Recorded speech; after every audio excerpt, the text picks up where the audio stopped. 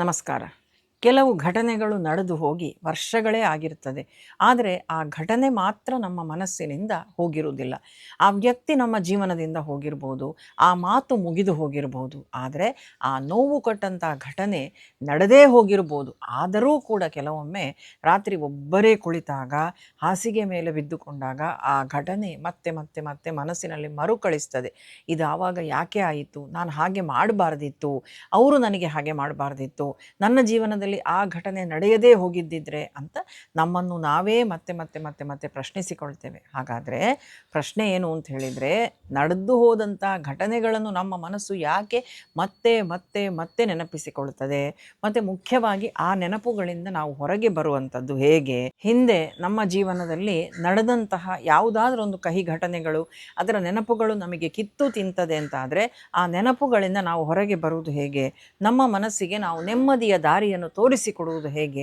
ಈ ಬಗ್ಗೆ ಅನೇಕ ಪ್ರಶ್ನೆಗಳು ಬರ್ತದೆ, ಅನೇಕರು ಪ್ರಶ್ನೆ ಮಾಡ್ತಾರೆ. ಅದನ್ನೇ ಇವತ್ತು ನಾವು ತಿಳ್ಕೊಳ್ಳುವಂತಹ ಪ್ರಯತ್ನ ಮಾಡುವ. ಒಂದು ಉದಾಹರಣೆಯ ಮುಖಾಂತರ ಇದನ್ನು ನೋಡುವ. ಒಮ್ಮೆ ಒಬ್ಬ ಶಿಷ್ಯ ಗುರುಗಳ ಹತ್ರ ಬರ್ತಾನಂತೆ. ಬಂದು ಗುರುಗಳ ಹತ್ರ ಕೇಳ್ತಾನೆ, ಗುರುಗಳೇ, ಹಿಂದೆ ನನ್ನ ಜೀವನದಲ್ಲಿ ಕೆಲವೊಂದು ಘಟನೆ ನಡೆಯಿತು. ಆ ಘಟನೆ ನನ್ನನ್ನು ಇವತ್ತಿಗೂ ಕೂಡ ಆ ಘಟನೆಯ ಕಹಿ ನೆನಪು ನನ್ನನ್ನು ಕಿತ್ತು ತಿಂತಾ ಉಂಟು. ನನ್ನ ಮನಸ್ಸಿಗೆ ನೆಮ್ಮದಿಯೇ ಇಲ್ಲ. ಅಯ್ಯೋ, ಅದು ಹಾಗೆ ಆಗಬಾರ್ದಿತ್ತು, ಆ ಸಮಯದಲ್ಲಿ ನಾನು ಹಾಗೆ ಮಾಡಬಾರ್ದಿತ್ತು, ಅಥವಾ ನನ್ನ ಜೊತೆಗೆ ಅವರು ಯಾಕಾದರೂ ಹೀಗೆ ವರ್ತಿಸಿದ್ರೋ, ಈ ರೀತಿಯಾಗಿ ನನ್ನ ಮನಸ್ಸು ಯೋಚನೆಗಳಿಂದ ತುಂಬಿಕೊಂಡಿದೆ, ಮನಸ್ಸಿಗೆ ನೆಮ್ಮದಿ ಇಲ್ಲ, ರಾತ್ರಿ ನಿದ್ದೆ ಇಲ್ಲ ಅಂತ ಹೇಳ್ತಾನಂತೆ. ಆವಾಗ ಗುರುಗಳು ಅವನನ್ನು ಕರ್ಕೊಂಡು ಒಂದು ನೀರಿನ ಹತ್ರ ಹೋಗ್ತಾರಂತೆ. ಆ ನೀರಿನಿಂದ ಕೆರೆಯ ಹತ್ರ ಹೋಗಿ ಆ ಕೆರೆಯಿಂದ ಒಂದು ಲೋಟೆ ನೀರನ್ನು ತೆಗೆದುಕೊಳ್ತಾರೆ. ಒಂದು ಗ್ಲಾಸ್ ನೀರನ್ನು ತೆಕ್ಕೊಂಡು ಒಂದು ಮುಷ್ಟಿ ಉಪ್ಪನ್ನು ಅದರೊಳಗೆ ಹಾಕಲಿಕ್ಕೆ ಹೇಳುತ್ತಾರೆ. ಉಪ್ಪನ್ನು ಹಾಕ್ತಾನಂತೆ ಶಿಷ್ಯ. ಹಾಕಿದ ನಂತರ ಸರಿಯಾಗಿ ಕರಗಿಸಿ ಗುರುಗಳು ಹೇಳ್ತಾರಂತೆ, ಈ ನೀರನ್ನು ಕುಡಿದು ಬಿಡು ಅಂತ. ಕುಡಿದು ಅಪ್ಪ, ಇದು ತುಂಬ ಉಪ್ಪಾಗಿದೆ ಅಂತ ಹೇಳ್ತಾನಂತೆ. ಈಗ ಒಂದು ಮುಷ್ಟಿ ಉಪ್ಪನ್ನು ತೆಕ್ಕೊಂಡು ಆ ಕೆರೆಗೆ ಹಾಕ್ತಾರಂತೆ ಗುರುಗಳು. ಈಗ ಕೆರೆಯ ನೀರನ್ನು ಕುಡಿ ಅಂತ. ಉಪ್ಪಿನ ರುಚಿಯೇ ಅದರಲ್ಲಿ ಇಲ್ಲ. ಈ ನಿದರ್ಶನ ಮುಖಾಂತರ ಗುರುಗಳು ಹೇಳ್ತಾರಂತೆ, ನೋಡು, ಯಾವುದೇ ಒಂದು ವಿಚಾರಗಳಿರಲಿ, ಯಾವುದೇ ಒಂದು ಘಟನೆಗಳಿರಲಿ, ನಮ್ಮೊಳಗೆ ಬಂದಾಗ ನಾವು ಆ ವಿಚಾರವನ್ನು ಹಿಡಿದುಕೊಳ್ಳುವಾಗ ನಮ್ಮ ಮನಸ್ಸು ಅಷ್ಟು ಚಿಕ್ಕದಾಗಿದ್ದರೆ ಅದರ ಪ್ರಭಾವ ಜಾಸ್ತಿ ಆಗ್ತದೆ. ನಾವೇನು ಮಾಡಬೇಕು? ನಮ್ಮ ಮನಸ್ಸನ್ನು ವಿಶಾಲಗೊಳಿಸಬೇಕು.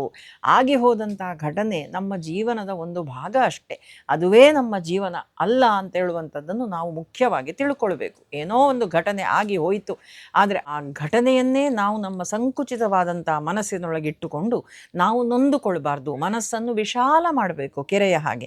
ಆವಾಗ ಅದರಲ್ಲಿ ಅವರು ಉಪ್ಪು ಹಾಕಿದಾಗ ಹೇಗೆ ರುಚಿ ಸಿಗಲಿಲ್ಲ ನೋಡಿ, ಹಾಗೇ ಘಟನೆಗಳು ಮನಸ್ಸಿಗೆ ತೊಂದರೆ ಕೊಡುವುದಿಲ್ಲ. ಘಟನೆ ಬದಲಾಗುವುದಿಲ್ಲ, ಆದರೆ ಆ ಘಟನೆಯ ಬಗ್ಗೆ ನಮ್ಮ ಮನಸ್ಸಿನ ದೃಷ್ಟಿಕೋನ ಬದಲಾಗುತ್ತದೆ ಅಂತ ಭಗವದ್ಗೀತೆಯಲ್ಲಿ ಶ್ರೀಕೃಷ್ಣ ಪರಮಾತ್ಮನೂ ಕೂಡ ಹೇಳ್ತಾನೆ. ಮಾತ್ರಾ ಸ್ಪರ್ಶಾಸ್ತು ಕೌಂತೆಯ ಶೀತೋಷ್ಣ ಸುಖ ದುಃಖದಾ ಆಗಮಾಪಾಯಿನೋ ನಿತ್ಯ ತಾಂ ಸ್ಥಿತಿಕ್ಷಸ್ವ ಭಾರತ ಅಂತ. ಸುಖವಾಗಲಿ ದುಃಖವಾಗಲಿ ಶಾಶ್ವತ ಅಲ್ಲ, ಅವು ಬರ್ತದೆ ಹೋಗ್ತದೆ. ಆದ್ದರಿಂದ ಅವುಗಳನ್ನು ಧೈರ್ಯದಿಂದ ಸಹಿಸುವಂತ. ನಮ್ಮ ಜೀವನದಲ್ಲೂ ಕೂಡ ಇದುವೇ ಸತ್ಯ. ಇಂದು ನಮಗೆ ಅಸಹನೀಯವಾಗಿ ಕಾಣುವಂತಹ ನೋವಿರ್ಬೋದು, ಕೆಲವು ವರ್ಷಗಳ ನಂತರ ಅದುವೇ ಅದೇ ತೀವ್ರತೆಯಲ್ಲಿ ಇರಬೇಕು ಅಂತ ಇಲ್ಲ.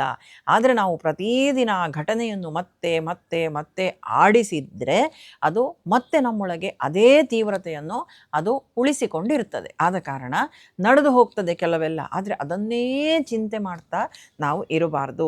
ವರ್ಷಗಳು ಕಳೆದ ಹಾಗೆ ಆ ತೀವ್ರತೆ ಅಂತ ಹೇಳುವಂಥದ್ದು ಕಡಿಮೆ ಆಗುತ್ತದೆ. ಕಾಲಾಯ ತಸ್ಮೈ ನಮಃ ಅಂತ. ಕಾಲ ಅದನ್ನು ಸರಿ ಮಾಡ್ತಾ ಹೋಗ್ತದೆ ಅಂತ. ಯಾಕೆ ಹಾಗಾದರೆ ಆ ಘಟನೆಗಳ ನೆನಪು ನಮಗೆ ಮತ್ತೆ ಮತ್ತೆ ಬರ್ತದೆ? ನಮ್ಮ ಮನಸ್ಸು ಒಂದು ವಿಚಿತ್ರವಾದಂಥ ಕೆಲಸ ಮಾಡ್ತದೆ. ನಮಗೆ ತುಂಬ ನೋವು ಕೊಟ್ಟ ಘಟನೆಗಳನ್ನು ಅದು ಕೆಲವೊಮ್ಮೆ ಮತ್ತೆ ಮತ್ತೆ ಮತ್ತೆ ನೆನಪಿಸ್ತದೆ. ಯಾಕೆಂದರೆ ನಮ್ಮ ಮನಸ್ಸು ಕೇಳುತ್ತದೆ, ಇದು ಯಾಕೆ ಆಯಿತು, ನಾನು ಏನು ತಪ್ಪು ಮಾಡಿದೆ, ಅವರು ಯಾಕೆ ಹಾಗೆ ಮಾಡಿದರು, ಇದು ಆಗಲೇಬೇಕಿತ್ತಾ? ಈ ಪ್ರಶ್ನೆಗಳಿಗೆ ಉತ್ತರ ಸಿಗದೇ ಇದ್ದಾಗ ಮನಸ್ಸು ಅದೇ ಘಟನೆಯ ಸುತ್ತುತ್ತಾ ಹೋಗ್ತದೆ. ಆದ್ದರಿಂದ ಕೆಲವೊಮ್ಮೆ ನಮಗೆ ಬೇಕಾಗಿರುವುದು ಮರೆಯುವುದು ಅಲ್ಲ, ಸ್ವೀಕರಿಸುವುದು ಅಂತ ಹೇಳುವಂಥದ್ದನ್ನು ನಾವು ನೆನಪಿಡಬೇಕು. ಯಾವಾಗಲೂ ಕೂಡ ಯಾವುದೇ ಘಟನೆಯನ್ನಾದರೂ ಕೂಡ ಮರೀಲಿಕ್ಕೆ ಆಗುವುದಿಲ್ಲ. ಯಾಕೆಂದರೆ ನಮ್ಮ ಮನಸ್ಸೊಳಗೆ ಅದು ಇರ್ತದೆ. ಆದರೆ ಆಗೆಲ್ಲ ಆಯ್ತಲ್ಲ, ಅದನ್ನು ಬಂದದ್ದನ್ನು ಬಂದ ಹಾಗೆ ನಾವು ಸ್ವೀಕರಿಸಬೇಕು. ಹೌದು, ಯಾವಾಗ ಆ ಘಟನೆ ನಡೆಯಿತೋ ಆವಾಗ ನನ್ನ ದೃಷ್ಟಿಯಲ್ಲಿ ಅದು ಸರಿ ಇತ್ತು. ಹಾಗಾಗಿ ನನ್ನಿಂದಲೇ ಆಗಿದ್ದರೂ ಕೂಡ ತಪ್ಪುಗಳಾಯಿತು, ಆ ರೀತಿಯಾಗಿ ಅದು ನಡೆಯಿತು. ಆದರೆ ಇವತ್ತು ನಾನು ನಿಜವಾಗಿಯೂ ತಪ್ಪೇ ಮಾಡಿದ್ದಿದ್ರೆ ಇವತ್ತು ನಾನು ಪಶ್ಚಾತ್ತಾಪ ಪಡ್ತಿದ್ದೇನಲ್ಲ, ಅಥವಾ ಆದಂಥ ತಪ್ಪನ್ನು ಸರಿ ಮಾಡುವ ಪ್ರಯತ್ನ ಮಾಡ್ತಿದ್ದೇನಲ್ಲ ಅಂತ ಹೇಳುವಂಥ ಸಮಾಧಾನವನ್ನು ನಮ್ಮ ಮನಸ್ಸಿಗೆ ನಾವೇ ಮಾಡಿಕೊಂಡು ಮನಸ್ಸನ್ನು ವಿಶಾಲ ಮಾಡಿಕೊಳ್ಬೇಕು. ಅದನ್ನೇ ಹಿಡಿದುಕೊಂಡು ನಾವು ನೊಂದುಕೊಳ್ಬಾರ್ದು. ಮನುಷ್ಯ ತನ್ನನ್ನೇ ತಾನು ಮೇಲೆತ್ತಿಕೊಳ್ಬೇಕು, ತನ್ನನ್ನೇ ತಾನು ಕುಗ್ಗಿಸಿಕೊಳ್ಬಾರ್ದು.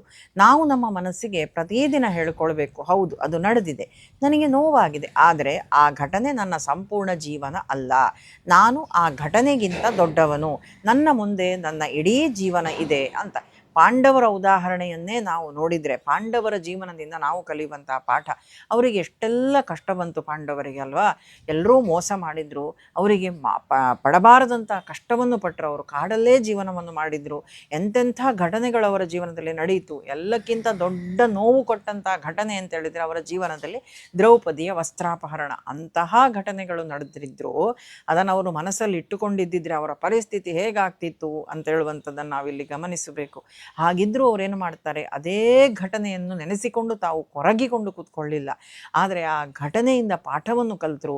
ಇದರಿಂದ ನಾವು ಹೊರಗೆ ಬರುವುದು ಹೇಗೆ ಅಂತ ಹೇಳುವಂಥದ್ರ ಕಡೆಗೆ ಅವರು ಮುಂದಿನ ಹೆಜ್ಜೆಯನ್ನಿಟ್ಟರು. ಹಾಗೆ ಘಟನೆಗಳು ಯಾವ್ಯಾವುದೋ ನಮ್ಮ ಜೀವನದಲ್ಲಿ ನಡೀತದೆ, ಆದರೆ ಹಾಗೆ ನಡೆದಾಗ ಅದರ ನೆನಪಿನಲ್ಲೇ ಕೊರಗುವುದಲ್ಲ, ಆ ಆಗಿ ಹೋದ ಘಟನೆಗಳ ನೆನಪಿನಲ್ಲಿ ನಾವು ಕೊರಗ್ತಾ ಇದ್ದರೆ ನಮ್ಮ ಇಂದಿನ ದಿನ ಹಾಳಾಗ್ತದೆ. ಹಾಗಾಗಿ ಅದು ಘಟನೆ ನಡೆದು ಹೋಯಿತು, ಅದನ್ನು ಇನ್ನು ಮುಂದೆ ಆಗದ ರೀತಿಯಲ್ಲಿ ನಾವು ಹೇಗೆ ಪ್ರಯತ್ನ ಪಡುವ, ಅಥವಾ ತಪ್ಪಾಗಿದೆ ಅಂತ ಆದರೆ ಅದನ್ನು ನಾವು ತಿದ್ದಿಕೊಳ್ಳಿಕ್ಕೆ ಹೇಗೆ ಪ್ರಯತ್ನ ಪಡುವ, ಈ ದಾರಿಯಲ್ಲಿ ನಾವು ಆಲೋಚನೆ ಮಾಡಬೇಕೇ ಹೊರತು ಅಯ್ಯೋ ಹಾಗಾಯ್ತಲ್ಲ, ಹಾಗಾಗಬಾರ್ದಿತ್ತು, ಯಾಕೆ ಹೀಗಾಯಿತು, ಈ ರೀತಿ ನಾವು ಕೊರಗಬಾರ್ದು. ಉದ್ಧರೇದ ಆತ್ಮನಾತ್ಮಾನಂ ಆತ್ಮಾನಮವಸಾದಯೇತ್ ಅಂತ ಭಗವಂತ ಹೇಳಿದ್ದಾನಲ್ಲ, ಆತ್ಮ ಇವ ಹ್ಯಾತ್ಮನೋ ಬಂಧು ಆತ್ಮ ಇವ ರಿಪುರಾತ್ಮನಃ ಅಂತ. ನಮ್ಮ ಜೀವನದಲ್ಲಿ ಬರುವಂಥ ಎಲ್ಲ ನಮ್ಮ ದಿನನಿತ್ಯದ ಸಮಸ್ಯೆಗಳಿಗೆ ಇದುವೇ ಅತ್ಯಂತ ಉತ್ತಮವಾದ ಉದಾಹರಣೆ. ಶ್ಲೋಕ ಭಗವದ್ಗೀತೆಯಲ್ಲಿ ಭಗವಂತ ಹೇಳಿದ್ದು, ನಮ್ಮನ್ನು ನಾವು ರಕ್ಷಿಸಿಕೊಳ್ಬೇಕು, ಉದ್ಧರಿಸಬೇಕು ಅಂತ ಹೇಳಿ ಆದರೆ ನಾವೇ ಮನಸ್ಸು ಮಾಡಬೇಕು. ಯಾವುದೋ ಒಂದು ಶಕ್ತಿ ಬಂದು ನಮ್ಮನ್ನು ಕಾಪಾಡ್ತದೆ ಅಂತ ನಾವು ಕ್ಷಣ ಕ್ಷಣಕ್ಕೂ ಕಾಯುವುದಲ್ಲ. ಭಗವಂತನ ಬೆಂಬಲ ಸದಾಕಾಲ ಇರ್ತದೆ, ಆದರೆ ನಾವು ಮನಸ್ಸು ಮಾಡಬೇಕು. ನಾವು ಏನೋ ಆಗದೆ ಡಿಪ್ರೆಷನ್ ಅಂತ ಬಿದ್ದುಕೊಂಡಿದ್ದರೆ ದೇವರಾದರೂ ನಮ್ಮ ಜೀವನಕ್ಕೆ ಬಂದು ಸಹಾಯ ಮಾಡುವುದು ಹೇಗೆ? ತಪ್ಪಿನಿಂದ ಪಾಠ ಕಲಿತುಕೊಂಡು ಮುಂದೆ ಹೋಗುವ ಪ್ರಯತ್ನವನ್ನು ನಾವು ಮಾಡಬೇಕು. ಹಾಗಾದರೆ ಈ ನೋವಿನ ನೆನಪುಗಳಿಂದ ಪಾರಾಗುವುದು ಹೇಗೆ? ಮೊದಲು ನಡೆದದ್ದನ್ನು ಒಪ್ಪಿಕೊಳ್ಳಿ. ಹೀಗೆ ಆಗಬಾರ್ದಿತ್ತು ಅಂತ ಮನಸ್ಸಲ್ಲಿ ಪ್ರತಿದಿನ ಹೋರಾಡಬೇಡಿ. ನಡೆಯಬಾರದ್ದು ನಡೆದಿರಬಹುದು, ಆದರೆ ಅದು ನಡೆದಿರುವುದನ್ನು ಒಪ್ಪಿಕೊಳ್ಳುವುದು, ಅದನ್ನು ಸಮರ್ಥಿಸುವುದಲ್ಲ. ಸ್ವೀಕಾರ ಅಂತ ಹೇಳಿದರೆ ಸೋಲಲ್ಲ, ಸ್ವೀಕಾರ ಅಂತ ಹೇಳಿದರೆ ಮನಸ್ಸಿನ ಹೋರಾಟಕ್ಕೆ ಅಂತ್ಯ, ನಡೆದದ್ದನ್ನು ಒಪ್ಪಿಕೊಳ್ಳುವಂಥದ್ದು. ಎರಡನೆಯದಾಗಿ ನಿಮ್ಮನ್ನು ನೀವು ಕ್ಷಮಿಸಿಕೊಳ್ಳಿ. ಅಂದರೆ ಕೆಲವೊಮ್ಮೆ ನಮಗೆ ನೋವು ಕೊಟ್ಟವರು ಬೇರೆ ಯಾರೂ ಅಲ್ಲ, ನಾವೇ. ನಾನಾಗ ಹಾಗೆ ಮಾಡಬಾರ್ದಿತ್ತು, ನಾನು ಆ ವ್ಯಕ್ತಿಯನ್ನು ನಂಬಬಾರ್ದಿತ್ತು, ನಾನು ಆ ಮಾತು ಕೇಳಬಾರ್ದಿತ್ತು, ಹೇಳಬಾರ್ದಿತ್ತು ಅಂತ ನಮ್ಮನ್ನೇ ನಾವು ಶಿಕ್ಷಿಸ್ತೇವೆ. ಆದರೆ ನೆನಪಿಡಿ, ಆ ಸಮಯದಲ್ಲಿ ನಿಮಗೆ ತಿಳಿದಂಥ ಜ್ಞಾನದಿಂದ ನೀವು ನಿರ್ಧಾರ ತೆಕ್ಕೊಂಡಿದ್ದೀರಿ.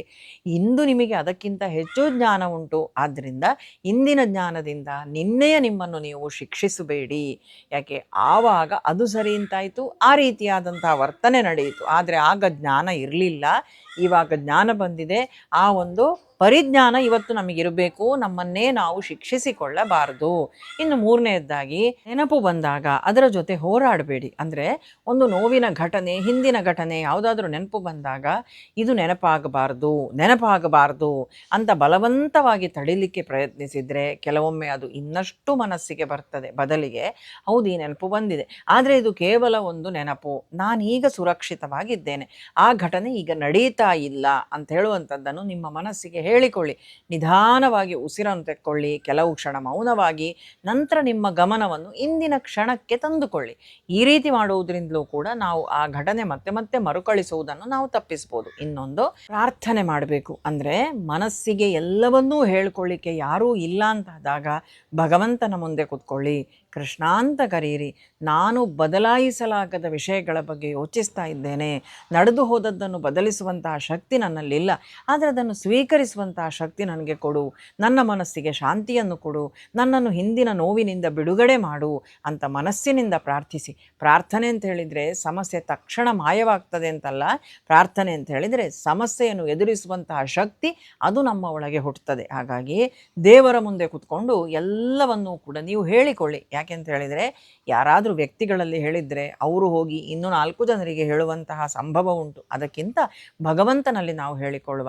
ಹಾಗಾಗಿ ಒಂದು ಸುಂದರವಾದಂತಹ ಸತ್ಯ ಏನು ಅಂತ ಹೇಳಿದರೆ, ನಮ್ಮ ಜೀವನದಲ್ಲಿ ಕೆಲವು ಬಾಗಿಲುಗಳು ಮುಚ್ಚುತ್ತದೆ, ಕೆಲವು ಸಂಬಂಧಗಳು ಮುಗಿತದೆ, ಕೆಲವು ಘಟನೆಗಳು ನಮ್ಮನ್ನು ಒಡೆದು ಹಾಕ್ತದೆ. ಆದರೆ ಪ್ರತಿಯೊಂದು ಮುರಿತವು ಅಂತ್ಯ ಅಲ್ಲ. ಕೆಲವೊಮ್ಮೆ ಅದೇ ಮುರಿತದಿಂದ ನಮ್ಮೊಳಗೆ ಒಂದು ಹೊಸ ವ್ಯಕ್ತಿ ಹುಟ್ಟುತ್ತಾನೆ. ಒಮ್ಮೆ ತುಂಬ ಹತ್ತಿದ್ದಂತಹ ವ್ಯಕ್ತಿ ಮುಂದೊಂದು ದಿನ ಇನ್ನೊಬ್ಬರ ಕಣ್ಣೀರನ್ನು ಒರೆಸುವಂತಹ ವ್ಯಕ್ತಿ ಆಗಬಹುದಲ್ಲ. ಒಮ್ಮೆ ನೋವಿನಿಂದ ಕುಸಿದಂತಹ ವ್ಯಕ್ತಿ ಮುಂದೊಂದು ದಿನ ಇನ್ನೊಬ್ಬರಿಗೆ ಧೈರ್ಯ ಕೊಡುವಂತಹ ವ್ಯಕ್ತಿ ಆಗಬಹುದು. ಆದ್ದರಿಂದ ನಿಮ್ಮ ನೋವನ್ನು ವ್ಯರ್ಥವಾಗಲಿಕ್ಕೆ ಬಿಡಬೇಡಿ. ಆ ನೋವಿನಿಂದ ಒಂದು ಪಾಠವನ್ನು ಕಲಿತುಕೊಳ್ಳಿ. ಭಗವಂತನೇ ಭಗವದ್ಗೀತೆಯಲ್ಲಿ ಹೇಳ್ತಾನೆ, ಕರ್ಮಣ್ಯೇವಾಧಿಕಾರಸ್ಥೆ ಮಾಫಲೇಶು ಕದಾಚನ. ನಮ್ಮ ಕರ್ಮಗಳು ಮಾತ್ರ ನಮ್ಮ ಕೈಯಲ್ಲಿ ಇರುವುದೇ ಹೊರತು ಹಿಂದೆ ನಡೆದಂಥ ಯಾವುದೇ ಘಟನೆಗಳೂ ನಮ್ಮ ಕೈಯಲ್ಲಿ ಇಲ್ಲ. ಆದ್ದರಿಂದ ಎಲ್ಲವನ್ನೂ ಭಗವಂತನಿಗೆ ಅರ್ಪಿಸಿ ನನ್ನ ಮನಸ್ಸಿಗೆ ಶಾಂತಿಯನ್ನು ಕೊಡು ಪರಮಾತ್ಮ ಅಂತ ಭಗವಂತನಲ್ಲಿ ಕೇಳಿಕೊಳ್ಳಿ. ಹಿಂದೆ ಯಾವುದೋ ಘಟನೆ ನಡೆದಿದೆ, ಆದರೆ ಆ ಘಟನೆ ಮುಗಿದು ಹೋಗಿದೆ. ಇವತ್ತು ನನ್ನ ಜೀವನ ಬದಲಾಗಿದೆ. ಆ ಕಷ್ಟದಲ್ಲಿ, ಆ ಪರಿಸ್ಥಿತಿಯಲ್ಲಿ ಇವತ್ತು ನಾನು ಇಲ್ಲ.